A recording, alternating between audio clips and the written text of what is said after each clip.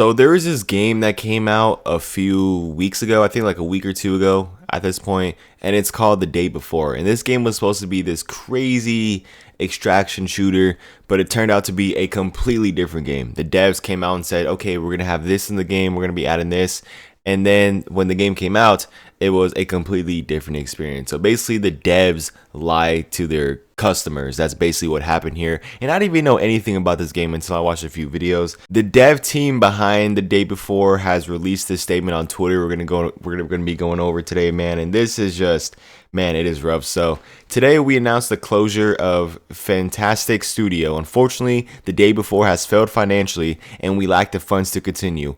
All income received is being used to pay off debts to our partners. We invested all our efforts, resources, and man hours into the development of The Day Before, which was our first huge game. We really wanted to release new patches to reveal the full potential in the game, but unfortunately, we don't have the funding to continue the work. I mean, I don't like when companies do this, man. I don't like when companies release half-effort games and then try to fill the content as time goes on. No.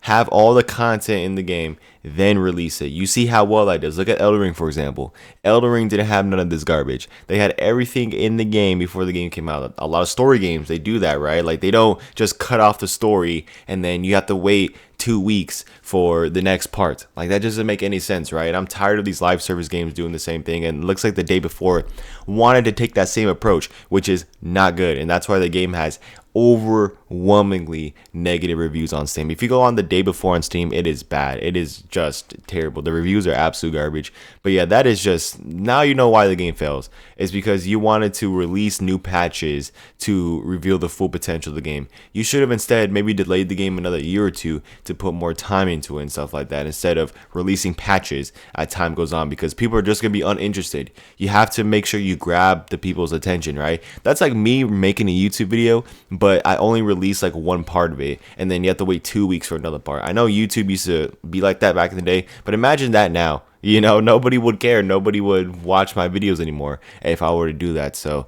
you got to make sure to release the entire game when it came out, and do not just do it, oh, like here's a new patch and then wait too late. Oh, here's a new, like, no, that's bad. That's why the game failed. It's important to note that we didn't make any money from the public during the development of The Day Before.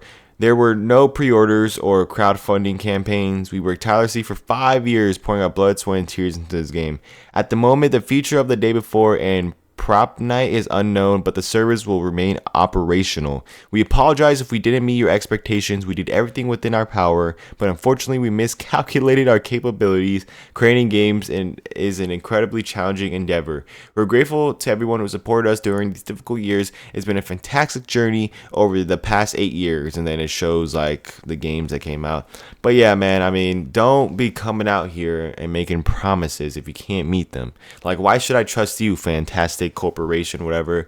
Well, it looks like they are shutting down the studio, so it's gonna be no more of that. Don't be lying to your customers, your consumers. Don't be lying to them, man. Like, just say what you think, or maybe even keep up updates, man. Like, you spent 5 years on that game.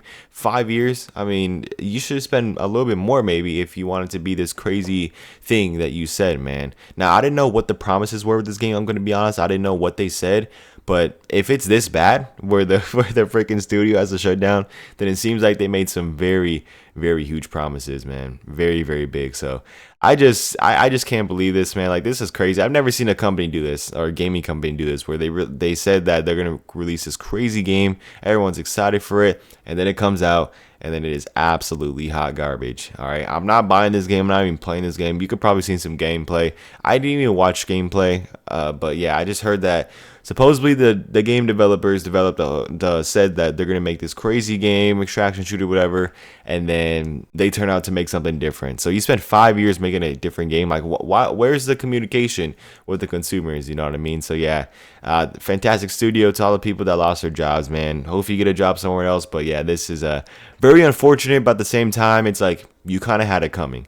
If you're gonna lie to your consumers, you kind of had it coming here. And yeah, this is absolutely crazy, man. The comments as well are actually pretty hilarious. People were just talking about how it was a scam from day one. Everyone's saying a scam, scam, scam. Like this comment, for example, saying scam. Y'all taking the money you made and you're running with your scam. You false advertised the day before for years and put out a game nothing like what you advertised. We all know you aren't shutting down because you lack funds, but because you're taking the money and running. So it seems like people are assuming that they're shutting down because they are taking the money that they made from the game, from Steam and stuff, and they're running away with it. They're going to the Bahamas and they're enjoying their 5-year or vacation after working for 5 years. That's what I'm guessing these people are looking out for, or people are saying that's going to happen. But even then, I guarantee you they probably didn't even get that much money because people were probably refunding like heck, man. So if you go on the day before Steam page right now, if you look at the reviews, it is a mostly negative game. And then the caption says the day before offers players a uniquely